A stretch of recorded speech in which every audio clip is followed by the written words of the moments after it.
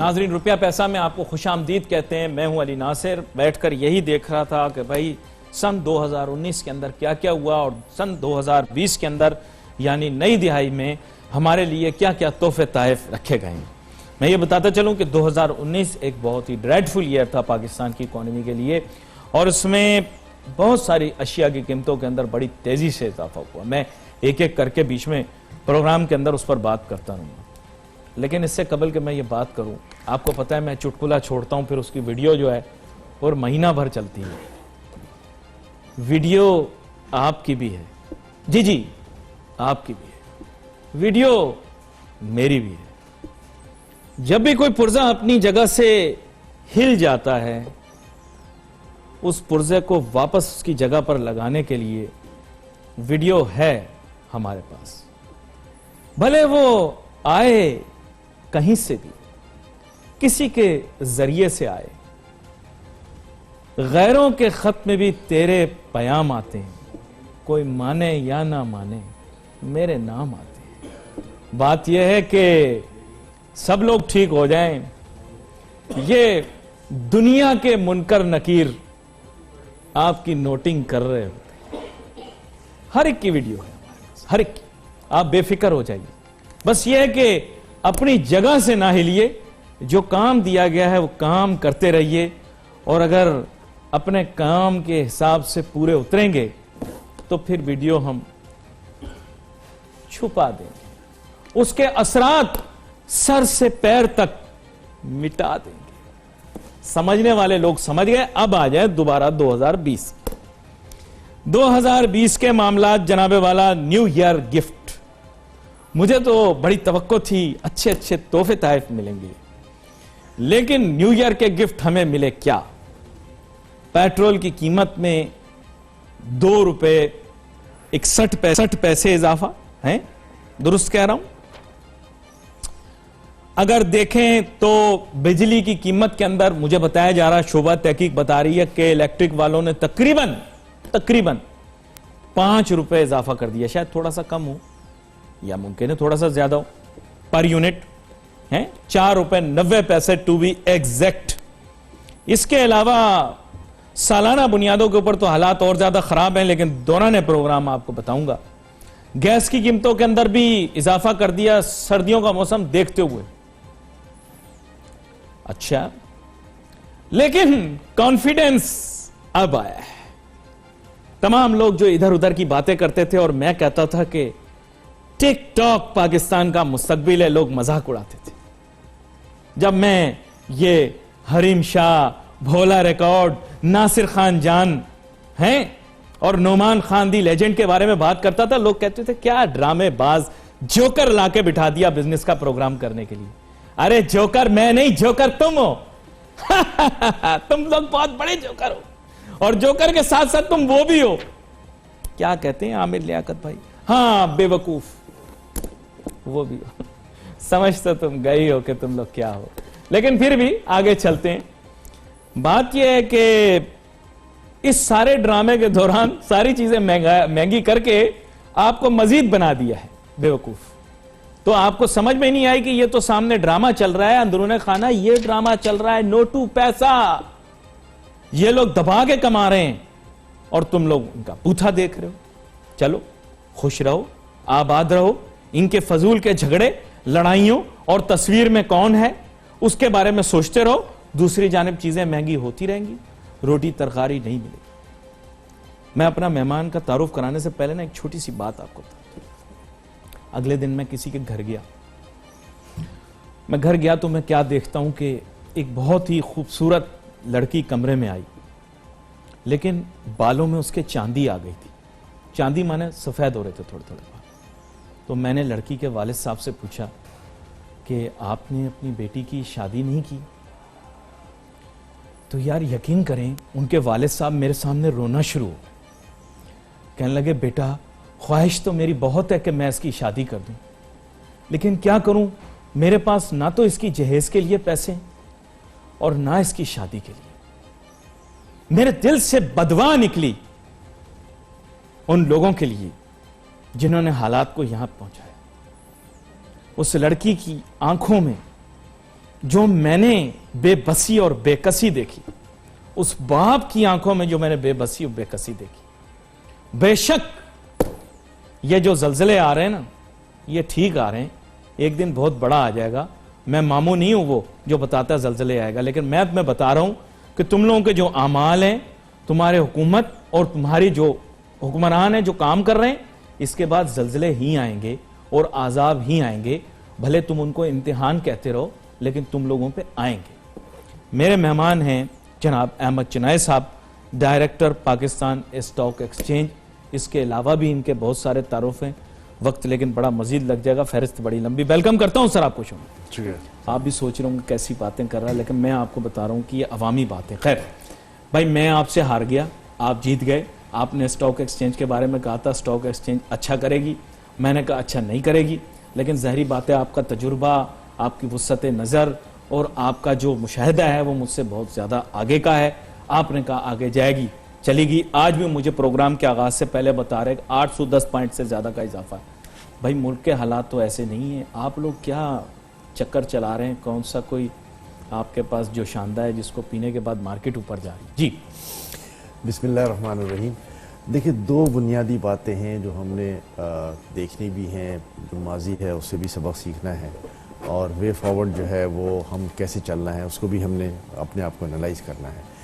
जब मार्केट 27-28 हज़ार पॉइंट के रेंज में चली गई थी, उस वक्त वो मार्केट के डायनामिक्स नहीं बनते थे।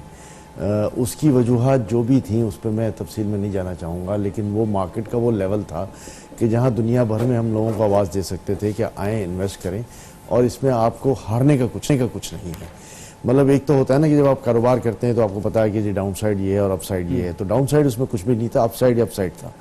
तो उस पर जो है वो मैं ये समझता था, और मैं यूके भी उस ज़माने में गया था, रेडिंग की बहुत बड़ी सोसाइटी है, वहाँ भी बड़े इन्वेस्टर्स हैं, उनके साथ भी बैठ के मैंने बात की थी, और मैंने उनको ये इत्मीनान दिलाया था, ये यकीन दिलाया था कि ये मार्केट हमारी नज़र में एक बहुत बड़ा पोटेंशियल है इसके अंदर, और उस पोटेंशियल को आज अवेल कर लें।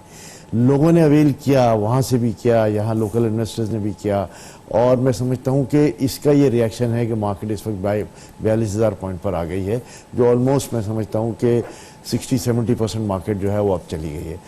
अब भी मैं समझता हूँ मार्केट में पोटेंशियल है। देखिए, दो बुनियादी वजूहात हैं इस पोटेंशियल की इस वक्त। एक तो 28,000 जब था, जब वो पोटेंशियल मार्केट का नज़र आता था कि अगर 100 रुपये का शेयर 12 रुपये का हो गया है, डिविडेंड कल भी 10 रुपये था, 10% था या 8% था, आज भी उतना ही है, तो फिर गया क्या है?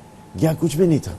तो उस वजह से मार्केट ने ऊपर आना ही आना था, उस रेंज बाउंड में आना था, वो आ गई और इंशाल्लाह मजीद आगे जाएगी। नंबर एक। नंबर दो, अब क्यों जाएगी? दूसरे नंबर पे बात है, एक छोटी सी ब्रेक ले, ब्रेक के बाद वापस आता हूं। ये पहली बात बड़ी मुफस्सिल अंदाज में बताई, फिर दूसरी बात भी सुनेंगे और थोड़ा तड़का भी लगाएंगे मईशत के ऊपर, सियासत का। Let's take a short break.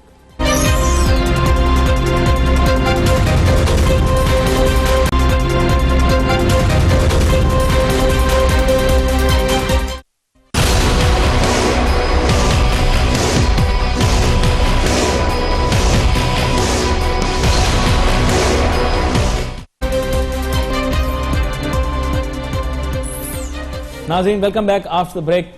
गुफ्तगू हमारी जारी। ब्रेक पे जाने से पहले मैं उन लोगों की तरह नहीं हूं कि बात ना मानूं। मैं तो मान जाता हूं भाई। मैं कहता रहा कि पाकिस्तान की स्टॉक मार्केट जो है वो नहीं चढ़ेगी, लेकिन चढ़ गई और काफी उसने तरक्की की और आज तक कर रही है। अहमद चिनाई साहब ने पहला नुक्ता एक्सप्लेन किया मंतक के हिसाब से। अब दूसरे नुक्ते की तरफ आते हैं सर। कुछ तो आपने फंडामेंटल्स के बारे में बात की, तो दूसरा नुक्ता क्या है जिसकी वजह से पाकिस्तान की स्टॉक मार्केट जो है वो इतना ज्यादा बढ़ रही है? देखिए, दूसरा नुक्ता जो है, जब मैं आपसे बात कर रहा था तो मैं बड़ा कैंडिड ओपिनियन दूंगा। मैं इसमें कोई रिजर्वेशन नहीं रखता, और बहुत ज़्यादा मैं पाकिस्तान की जो इकोनॉमिक कंडीशंस हैं उसको अप्रिशिएट भी नहीं करता कि इस वक्त जो इन्फ्लेशन का लेवल है, इस वक्त जो इंटरेस्ट रेट्स हैं, ये सारी चीज़ें जो हैं वो आम आवाम के लिए जो है वो एक बहुत ख़तरनाक दवा वाली बात होती है, और ये ख़तरनाक मर्ज जो है ये खुदा न खास्ता पाकिस्तान को तबाह भी कर सकता है, जिसको ख्याल रखिएगा। लेकिन मैं दूसरे नुक्ते पे आता हूँ। मैं स्टॉक मार्केट के हवाले से बात कर रहा हूँ कि हमने जो पॉलिसीज़ बनाई हैं पिछले 1.5-2 साल के अंदर या 1.5 साल में, वो सारी पॉलिसीज़ जो हैं वो बड़े इन्वेस्टर्स को, बड़े इंडस्ट्रियलिस्ट को और बड़े लोगों को जो है वो सपोर्ट करती हैं। स्टॉक मार्केट में लिस्टिंग जिनकी है, जो बड़े लोग हैं, जिनकी 5-5 अरब की कैपिटल है, जिनकी 2-2 अरब की कैपिटल है, जिनकी बिलियनर्स हैं और जिनकी बड़ी बड़ी इंडस्ट्रीज चल रही हैं और वो प्रॉस्पर कर रही हैं। जो प्रॉस्पर कर रही हैं उसका एक उनको वो भी मिलता है कि अगर बिजली बढ़ गई, गैस बढ़ गई तो आगे प्रोडक्ट की कीमत भी बढ़ जाती है और वो मार्केट में सर्वाइवल हो जाता है। प्रोडक्ट की कीमत पहले बढ़ जाती है, बिजली बाद में बढ़ती है। प्रोडक्ट की कीमत पहले बढ़ जाती है, इसके बाद जो है वो सारी चीज़ें होती हैं। इसमें एक्सपोर्टर्स भी शामिल हैं। एक्सपोर्टर अगर 105 की जगह पर 150 रुपये का डॉलर हो जाए तो इस वक्त जो एक्सपोर्ट कंडीशंस हैं मुल्क की, वो सबसे आइडियल कंडीशंस हैं। मैंने अपनी 25 साल कारोबारी ज़िंदगी में कभी इतनी ज़्यादा आइडियल कंडीशंस नहीं देखी एक्सपोर्ट के लिए जो आज मैं देख रहा हूँ। उसकी वजह यही है, कोट अनकोट, जी, जब से ताजिर सनतकार हुआ से मिलकर आए हैं तब से मार्केट चढ़ना शुरू हो गई। नहीं, ये मैं बड़ी गहरी बात कर रहा हूं आपसे। मैं आपकी जब हुआ गए थे, बिल्कुल हुआ से आए तो तब से मार्केट, मैं आपकी बात बिल्कुल समझ गया, तब से मार्केट चढ़नी शुरू हुई, वो अपनी जगह पर है। लेकिन वो किसी वक्त भी हो सकती थी, मैं उसको उससे रिलेट नहीं करता। वो टाइमिंग्स आ चुके थे 28-29 हजार पॉइंट्स के। उसके बाद फिर रिहाइयों का मौसम भी रहा, वो अपनी जगह पर है। मैं उस सियासी एंगल की तरफ नहीं जा रहा, मैं कारोबारी एंगल की तरफ जा रहा हूं कि आज जो कंडीशंस हैं वो बड़े इंडस्ट्रियलिस्ट को, जो स्टॉक मार्केट में लिस्टेड कंपनीज हैं, उनको सूट करती हैं। देखिए, पाकिस्तान का मैं और आप इंडस्ट्रियलिस्ट दो चीजें समझ लें। मैं और आप इस बात को अच्छी तरह समझ रहे हैं कि ये जो मार्केट एनालिस्ट हैं कि ये कंडीशंस जो हैं वो आगे जाके रिच डिविडेंड पे करेंगी इन कंपनीज को। सर देखें, पाकिस्तान का सबसे बड़ा इंडस्ट्रियलिस्ट बगैर नाम लिए देख रहे हैं प्रोग्राम, तो बात यह है कि वो पहले तो वो मीटिंग करने से पहले तो कह रहे थे और मीटिंग के दौरान भी शायद कह रहे थे लुट गए, बर्बाद हो गए, ये हो गए। उसके बाद वो तो बड़े शाय हैं, मीडिया पे भी कभी नहीं आते। अब सोशल मीडिया पे उन्होंने लिखना शुरू कर दिया, मेरी कंपनियां कामयाब हैं, मेरी एक्सपोर्ट ये बढ़ गई, मैंने ये जनाब अचीव कर लिया। वो देखिए, कुछ तो बात है जिसकी पर्दादारी है। अब वो उनकी बात अपनी जगह पर है, मैं उस पर फिर कमेंट नहीं करूंगा। वो आज आ रहे हैं, अच्छी बात है, उनको ये चीज़ें पहले भी करनी चाहिए थी। ये शायद मुल्क के मफाद में होती हैं कि आप अपनी फाइनेंशियल सेक्टर का सबसे बड़ा प्लेयर, प्रॉस्पेरिटी के बारे में बताएं। वो टेक्सटाइल्स में भी हैं, टेक्सटाइल में भी, एक्सपोर्ट्स, सीमेंट में भी हैं, सब हैं। मतलब पाकिस्तान के लार्जेस्ट एक्सपोर्टर्स भी हैं, सब है। मैं आपकी बात समझ रहा हूँ, लेकिन बात यह है कि ये कंडीशंस, हम जो दूसरी बात है वो यही है कि ये कंडीशंस जो हैं वो बड़े इंडस्ट्रियलिस्ट को सूट करती हैं। उसकी वजह से जो है वो मार्केट अभी भी बॉइंट रहेगी, अपना मैं समझता हूँ आगे जाएगी, एंटरप्राइजिंग रहेगी। तो इस मार्केट में आज भी इन्वेस्टमेंट के लिए पोटेंशियल मौजूद है, लोग आ सकते हैं। मैं अपनी ज़ाती राय दे रहा हूँ। फिर स्टॉक एक्सचेंज के अंदर जो 2-3 चीज़ें हो रही हैं, उसमें हम जो सिंगल प्रोडक्ट का कॉन्सेप्ट ला रहे हैं, फिर SECP ने बहुत सारी रेगुलेशंस की हैं जिसके मुताबिक छोटी कंपनियां भी अब लिस्टिंग में जा सकती हैं।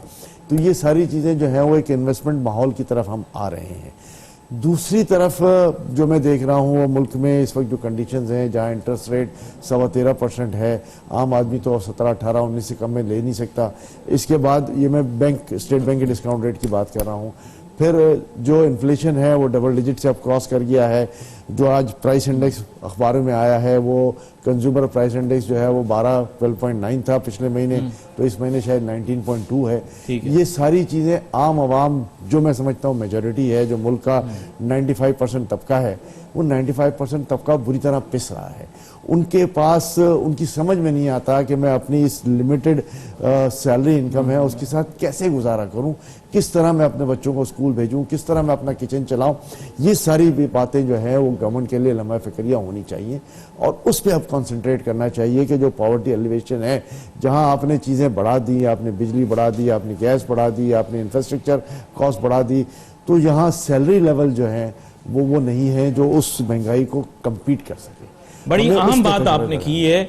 ये अब हुकूमत ने पॉलिसी मेकिंग करनी है। ये भी मैं बताता चलूं नाजरीन कि इतना अरसा शायद इमरान खान साहब बाइख्तियार वजीर आजम नहीं थे, लेकिन कोई 1.5 महीना गुजरा है कि उनको भी अंदाजा हुआ है कि अब मैं बाइख्तियार हो गया हूं। उनकी बॉडी लैंग्वेज, उनकी मुस्कुराहट, उनका जो एक जज्बा है वो आपको ये बता रहा है कि वो पहले शायद मुकम्मल तौर पर एक बाइख्तियार वजीर आजम नहीं थे, लेकिन अब बन गए। ऐसा क्यों? इसके बारे में बात करेंगे। Let's take a short break.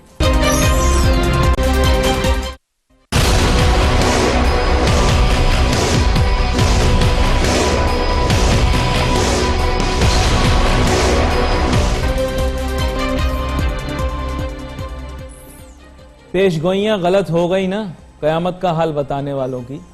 वो तो कहते थे दिसंबर में इमरान खान चला जाएगा, चला गया। वजीर आजम इमरान खान आज भी वजीर आजम। कयामत का हाल बताने वाले तो 5 साल जरदारी साहब के जहाज में डीजल ही डलाते रहे लेकिन जरदारी साहब भी 5 साल पूरे करके गए। अरे ये शुगल है, द्योमालाई कहानियां हैं कि जनाब वहां ये हो गया, अफरा सियाब था, जिन था, फलां था। अच्छा, चिड़िया के जरिए खबरें देने वाले वो सही रहे। चिड़िया सीटियां, मेरा मतलब सीटियां बजा सकती है और कुछ नहीं। हाँ, लेकिन मेरी बिल्ली ने मुझे जो खबर दी है ये निस्बतन मुस्तनद है। इमरान खान साहब अब हकीकी वजीर आजम के पावर्स एंजॉय भी कर रहे हैं, इख्तियारात एंजॉय भी कर रहे हैं। अब उनको करना क्या चाहिए? जो मेरे फाजिल मेहमान अहमद चुनाई साहब ने भी कहा कि अवाम के मसाइल हल करने में अब वो जुट जाएं, लग जाएं, सुबह शाम। उनका मकसद ये होना चाहिए अवाम को रिलीफ दें, और इसके लिए ये कीमतें ज्यादा हो रही, इनको बल्कि कम करना चाहिए था। खैर एनीवे, इमरान खान साहब मेरी बात, वजीर आजम इमरान खान साहब ना पहले मेरी बात सुनते थे जबकि उनको व्हाट्सएप में जाता भी है सब कुछ, लेकिन आज भी पता नहीं शायद ना सुने। अहमद चुनाई साहब, बात यह आपने दूसरा जो फैक्टर बताया ना बड़ा इंपॉर्टेंट है। आपने दोनों चीजें हाईलाइट करते। एक ये कि for big businesses, industrialist, specially ones who are privileged class, obviously policies are congenial to them. Secondly, आपने कॉमन मैन के इश्यूज और चैलेंजेस भी आपने बयान कर दिए और आपने उनकी ग्रेविटी को भी बयान कर दिया। अब लेट्स मूव अहेड। अब इशू ये है कि हुकूमत करे तो क्या करे, ये पॉलिसियां तो मैंने आपको बता दी। अगर पेट्रोल की कीमत बढ़ जाएगी, गैस की कीमत बढ़ जाएगी, बिजली की कीमत बढ़ जाएगी, तो आप मुझे बताएं कि ये तो वेज प्राइस स्पाइरल भी क्रिएट हो जाएगा ना। ब्रेक में भी आप बता रहे थे कि लोगों की तो आमदन होगी, आप मईशत से वाकिफ हैं, तो हमारे जो लोग हैं वो तो सस्टेन नहीं कर सकते इस एनवायरनमेंट में, आपने बयान भी कर दिया। अब what's the solution? Do you think there is some quick fix for this very complicated problem? देखिए, पाकिस्तान में आपने ये देखा है कि जब चीज़ ऊपर जाती है तो फिर नीचे नहीं आती, बहुत टाइम लगता है उनको। ये बिजली गैस के प्राइसेस आज आपने जो पहली तारीख थी उस पर एक बम गिरा दिया, और साथ में बिजली के 4.5 रुपये, 4 रुपये 90 पैसे पर यूनिट बढ़ गया। किसी ने ये सोचा चलो इंडस्ट्रीज फिर भी सरवाइव कर जाएंगी, उन्होंने अपनी कीमत बढ़ा देनी है। लेकिन आप ये बताएं कि ये आम आदमी कैसे सरवाइव करेगा, किस तरह वो अपनी बिजली का बिल देगा? और साथ में फिर स्टेटमेंट आता है कि जी जो लो कंजम्पशन वाला है उसको फर्क नहीं पड़ेगा। वो तो कह रहे हैं 50 बिलियन देने हैं गवर्नमेंट को। कैसे फर्क नहीं पड़ेगा, मैं आपको ये बता रहा हूँ, क्योंकि 50 यूनिट तो आजकल नजर ही नहीं आते कि कैसे खर्च हो जाएगा। तो 50 यूनिट से कम कितने लोग हैं? 50 यूनिट से कम वो लोग हैं जिनके घरों में बिजली ही नहीं है। 50 यूनिट तो ऐसे निकल जाते हैं, बिजली नहीं है उनके घरों में। वो कुंडे की बिजली लेके काम चलाते हैं या फिर किसी और जरिए से जो है वो रोशनी का इंतजाम करते हैं। तो यहाँ लोगों को, जब आप क्विक फिक्स की बात करते हैं तो लोगों को रिलीफ पहुंचाने के लिए आपने या तो यूटिलिटी स्टोर्स का एक कॉन्सेप्ट लाना पड़ेगा कि लोगों को सस्ता माल मिल सके उन लोगों को जिनको जरूरत है। इम्पोर्टेंट पॉइंट, ठीक है। और ये जो बड़े बड़े स्टोर्स आजकल बन गए हैं कि जहां सुपरमार्केट का एक कॉन्सेप्ट होता है, वो लोगों की स्पेंडिंग्स जो है वो ज्यादा कराते हैं कि उन्होंने ऐसी स्कीमें बनाई हुई होती हैं कि जहां वो कहते हैं कि 4 की जगह 5 ले लो तो 1 फ्री मिल जाएगा। तो ये बहुत सारी चीजें हैं कि जो गिमिक्स होती हैं। अभी नहीं, इस हुकूमत को इलेक्ट करने के बाद वोटरों ने और शॉपिंग करने के बाद बड़े बड़े स्टोरों में बाहर निकलने के बाद ग्राहक और वोटर पता है क्या कहता है? रुलते गए ने पर चास बड़ी आई है, यानी हम रुल गए लेकिन मजा बड़ा आया। तो यही हाल हो रहा है। देखिए, ये तो कहने की बात है ना। जब आप एक बात कर रहे थे, बच्ची की शादी की बात कर रहे थे, ये सारी चीजें जो है वो किस बात की? ये घर घर की कहानी है। सही सही बात, ये घर घर की कहानी है। ये हम गरीब लोगों को देखते नहीं है, उनकी तरफ देखते नहीं है। मैं और आप तो फिर भी इंशाल्लाह सरवाइव कर जाएंगे, मगर ये गरीब आदमी कैसे सरवाइव करेगा, इसका किसी के पास कोई जवाब नहीं है। और हम मुसलसल यही कह रहे हैं कि जी ठीक हो जाएंगे हालात, ठीक हो जाएंगे हालात। कब ठीक होंगे? ये तो 1.5 साल निकल गया हमारा। और मैं आज इसलिए ये बात कर रहा हूं कि मैं पॉलिटिकल बात नहीं कर रहा। मुझे गम और दुख उन लोगों का है कि जो अपनी जिंदगी गुजार नहीं सकते, जो फाकों पे मजबूर हो जाएंगे, जो बिजली का बिल नहीं दे सकते, जो गैस का बिल नहीं दे सकते, जो अपना किचन का बिल नहीं चला सकते। हमें उनकी फिक्र है। सर, मैं आपको अपर मिडिल क्लास की बता रहा हूं। मैंने बहुत सारे लोगों से पूछा, वो कहते हैं यार अली बात यह है, बेटी बयाना 1 करोड़ का गेम है। अपर मिडिल क्लास की बात कर रहा हूं, कह रहे 1 करोड़ का गेम है कम से कम, अगर बच्ची को प्रॉपर्टी नहीं दे रहे तो। बिल्कुल आपकी बात ठीक है सही 1 करोड़ आपकी बात बिल्कुल ठीक है, यहाँ ये खर्च हो जाता है जो नजर भी नहीं आता। लेकिन मैं अब 2 बातों पर आता हूँ, जहाँ मैं हुकूमत को ये कहता हूँ कि जी वो ऐसे इक़दाम ले जहाँ महंगाई कम हो जाए, लोग जो है वो अपनी ज़िंदगी सर्वाइव कर सकें, हमारा सैलरी रेंज जो है वो बढ़ जाए। वहाँ मैं लोगों से भी कहूँगा कि जी किफ़ायतशारी से काम लें। ये वो वक्त नहीं है, वो ज़माना नहीं है कि जहाँ अपर क्लास 1 करोड़ रुपये खर्च करे। 1 करोड़ रुपये कहते किसको हैं? और कभी 1 करोड़ रुपये खर्च करने वाला क्या ऑफिशियली डिक्लेयर करता है कि मैंने 1 करोड़ रुपये शादी पे खर्च किए? वो कभी डिक्लेयर नहीं करता। मैं ये बात जो अवामी मुशाहिदा है उसके ज़रिए से आपको बता रहा हूँ। और लोग जब तक ये किफ़ायतशारी नहीं करेंगे, और ये काम बड़े लोगों का है कि वो बताएं कि अब ये बड़ी बड़ी शादियां जो हैं वो नहीं हो सकती इस शहर में, इस मुल्क के अंदर। हम लोगों को जो है वो सादगी की तरफ लेके जाएं और लोग इकोनॉमी को ग्रो करने के लिए बात करें, मईशत की तरक्की के लिए बात करें। सिंध का वो आपको याद होगा, वो वन डिश के ऊपर बात हुई थी। वैसे चौधरी परवेज इलाही साहब किसी दिन प्रोग्राम देखते हैं, उन्होंने एक ही अच्छा काम, मैंने और भी किए होंगे लेकिन एक बड़ा अच्छा काम किया था कि ये वन डिश किया था। लेकिन हमारे सीएम थे सिंध के, आपको याद होगा माजी में, उन्होंने कहा कि यार मैं तो वलीमे पर यह चीज आयद नहीं करूंगा। तो अब आप मुझे बताएं, वो खुद इंप्लीमेंट नहीं करना चाह रहा था तो माशरे में कहां इंप्लीमेंट होगा? आप खुद जानते हैं, मैं नाम नहीं लूंगा। ना करें, लेकिन लोग अपने तौर पे ये काम कर सकते हैं, लोग बिल्कुल कर सकते हैं। जहां हम 3000 बंदे, 2000 लोग, 2500 लोग, 1500 लोग शादी में बुलाते हैं, वहाँ शायद हम 100-150 रुपये से भी काम चला सकते हैं, या 200-300 से काम चला सकते हैं। हमने पता नहीं इसको एक वो बना दिया है कि हम लोग किफ़ायतशारी से काम नहीं ले रहे। ये तो एक एस्पेक्ट है, लेकिन इसका दूसरा एस्पेक्ट भी ये है कि इन चीज़ों से इकोनॉमी फिर घूमती भी है। लेकिन हमें इकोनॉमी इस कंज्यूमर स्पेंडिंग पे नहीं लेके जानी, हमें इकोनॉमी जो है वो लेकर जानी शादी हाल वालों की चांदी, इंडस्ट्रियल प्रोडक्शन पे, केटरिंग वालों की चांदी नहीं, ज्वेलर्स की चांदी। लेकिन हमारा मुनफरिद मुल्क है सर, ज्वेलरी घर में रखी हुई है अरबों डॉलर की। मैंने एस्टिमेट एक दफा लगाया था, वो ज्वेलरी रॉट कर रहा है, वो डेड कैपिटल। हाँ, रॉट कर रहा है, वो डेड कैपिटल है। तो क्या करें फिर? डेड कैपिटल को जो है वो किसी फायदे का नहीं। वो कहते हैं रेनी डे है। आप मुझे बताओ वो रेनी डे कब आएगा? हम वो अपनी जगह पर, अरबों डॉलर का सोना है सर, अरबों डॉलर का। बिल्कुल है, बिल्कुल है, बिल्कुल होगा, बिल्कुल होगा, मुझे इसमें कोई वो नहीं है, शक नहीं है। और ये मैंने बिस्कुट नहीं गिने अभी, ये मैंने सिर्फ जेवरात गिने हैं सर आपके सामने। ये सारी चीजें अपनी जगह पर हैं, लेकिन हम फिर आते हैं कि हम इंडस्ट्रियल प्रोडक्टिविटी की बात करें, छोटी इंडस्ट्रीज को फायदा पहुंचाने की बात करें। लेकिन यहां से तमजरीफी ये है, मैं इस इशू को इंडस्ट्रीज तो कोई काम ही नहीं कर रहा आजकल। 2 महीने से इंडस्ट्रियलिस्ट टोटल शादियां अटेंड कर रहे हैं। रात को जाहिर बात है, इतना पाकिस्तानी कितना भी अमीर हो जाए, वलीमे के खाने पे ऐसे हमला करता है जैसे कल जो है उसकी मौत होने वाली है। इसमें एक बड़ी इंपॉर्टेंट बात यह है, इस इशू को आपके प्रोग्राम में जरूर रेस करना चाहिए कि पिछले 1 महीने से गैस की जो अवेलेबिलिटी है वो बिल्कुल ऐसी हो गई है कि मेरी अपनी जाती फैक्ट्री की मैं बात करता हूं कि 30 दिन में हम शायद मुश्किल से 12 या 13 दिन प्रोडक्शन कर सकें। आप अपनी बात कर रहे हैं, मैं कच्ची रोटियां खा खा के तंग आ गया हूं 1 महीने से भाई। इस वजह से देखिए, इस वजह से अगर ये इंडस्ट्रियल प्रोडक्टिविटी नहीं होगी, एक्सपोर्ट के ऑर्डर्स हमारे लेट होंगे। हम जो बात कर रहे हैं, मैंने आपको आज शुरू में ये कहा कि एक्सपोर्टर्स के लिए बड़ा अनएमिली इन्वायरमेंट बना हुआ है, इसलिए कि वो कंपेटिटिव हो गए हैं। लेकिन कंपेटिटिव तो हो गए, अगर प्रोडक्शन नहीं होगी तो कहां से माल शिप करेंगे? आप ये देख रहे हैं कि इस तमाम चीजों के बावजूद भी एक्सपोर्ट्स में मार्जिनल इंक्रीज हुआ है 2-4-5% का। ये 2-4-5% का इंक्रीज हमारी मुल्क की इकोनॉमी को ठीक नहीं कर सकता, हमारी बैलेंस ऑफ पेमेंट के उसको ठीक नहीं कर सकता। हम ये कह रहे हैं कि जी इंपोर्ट हमारी 10% घट गई है, इसलिए हमारी चीजें ठीक हो जाएंगी। तो इंपोर्ट जो घट गई है वो लोग अभी तक उसमें है कि जी कैसे ब्लैक मनी से हम व्हाइट मनी की तरफ। क्रक्स अगर आपकी बात का निकालूं, कोई फिक्स नहीं है, नहीं है। मेरी बात कंप्लीट हो जाने दे। जब हम ब्लैक मनी से व्हाइट मनी पर आ रहे हैं तो एक्सपोर्ट्स एक नेचुरल, इंपोर्ट्स एक नेचुरल उसके तहत कम हो रही है। लेकिन आने वाले वक्तों में जब मार्केट से इन्वेंट्रीज गायब होंगी, जो हो चुकी हैं, तो मैं समझता हूँ इंपोर्ट भी बढ़ेगा। और इंपोर्ट बढ़ेगा तो जो बैलेंस ऑफ पेमेंट का एक डिफरेंस है वो भी बढ़ जाएगा। दूसरी एस्पेक्ट ये हो जाएगी तो स्मगलिंग बढ़ेगी। अब आप अपनी राय रखें। दूसरी एस्पेक्ट ये है कि अगर 10% इंपोर्ट कम हुआ है तो 10% हमारा रेवेन्यू भी कम हो गया है। जो हम महसूलात की हम बात कर रहे थे, सही। शब्बर जैदी साहब ने अभी दिसंबर के फिगर रिलीज किए हैं कि जी पहले 6 महीने में जो है वो लास्ट ईयर से 16% ज्यादा आया है।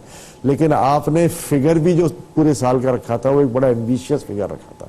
वो एम्बिशियस फिगर 5.5 ट्रिलियन के करीब था, जो मैं समझता हूं कि किसी सूरत में मीट नहीं होगा, क्योंकि इस 6 महीने के अंदर वो टैक्सेस भी शामिल हैं जो हम सालाना सितंबर, अक्टूबर, नवंबर में देते हैं, जो हमारी रिटर्न के साथ जाता है। दिखाया भाई आपको, वो इसीलिए ये है कि 16 सितंबर, अक्टूबर, नवंबर में जो लास्ट ईयर टैक्सेशन मेजर्स हुए थे, टैक्सेशन बढ़ा था, बढ़ के ये टैक्स आया है, लेकिन अगले 6 महीने में कैसे ये फिगर्स आएंगे मुझे नहीं पता। आप कह रहे हैं कि it will be a very rigorous exercise and very near to impossible. इसको लेकिन अभी तो इंक्रीज दिखाया है, दे हैव सेलिब्रेटेड, दिखा दिया, इसलिए दिखा दिया कि इशारे से समझ गया। अक्टूबर, नवंबर, दिसंबर में हमने टैक्स रिटर्न्स दाखिल किए हैं और उन टैक्स रिटर्न्स में टैक्स भी साथ में जाता है, तो ये इंक्रीज आना था। लेकिन मैं समझता हूं कि अगले 6 महीने में किस तरीके से पैसे आएंगे वो मुझे फार्मूला नहीं पता। ये फार्मूला तो अब उनको खुद ही बताना पड़ेगा। आपकी जानिब एक और अहम सवाल ये है कि आप बेसिकली, आपकी बात का क्रक्स ये, there is no quick fix. आपको आज अवॉइड नहीं करने दूंगा इस सवाल। किसी चीज का कोई क्विक फिक्स नहीं है, ये लॉन्ग टर्म सस्टेनेबल पॉलिसीज हैं जो हमें माशी तरक्की हाउ मेनी ईयर्स हैं। देखिए, मैं ईयर्स की बात नहीं करता, अगर आपने आज डिसाइड कर लिया और लॉन्ग टर्म पॉलिसीज दे दी तो इसके समराज जो है वो आपको हर महीने नजर आते जाएंगे। If I look at the economy as a whole, I have very little time.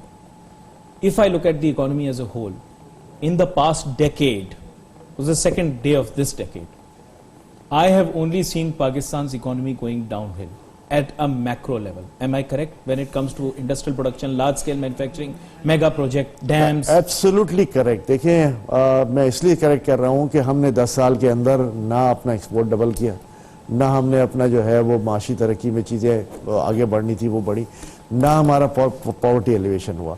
ये सिर्फ गलती इस हुकूमत की नहीं है, ये सक्सेसिव गवर्नमेंट्स हैं जो इसी पूरे डेकेड को मैंने रख दिया, इसीलिए पूरे तीनों आ गई, बिल्कुल तीनों आ गई, तीनों सिविलियन गवर्नमेंट्स आ गई, but in one the other this entire decade has been of civilian rule and the rule of democratic law, if you like to call it, but economy has suffered. Previous decade of course, अभी बैठ के देख रहे होंगे Dubai के अंदर, was the decade which was dominated by PM, उनका नाम नहीं मैं लेता, लेकिन it showed economic development, but democracy was not there. So there are big problems, big challenges, big issues and big question marks. नाज़रीन, यहाँ पर हमारे प्रोग्राम का वक्त खत्म हुआ, चाहता है अली नासिर हमारी टीम को इजाज़त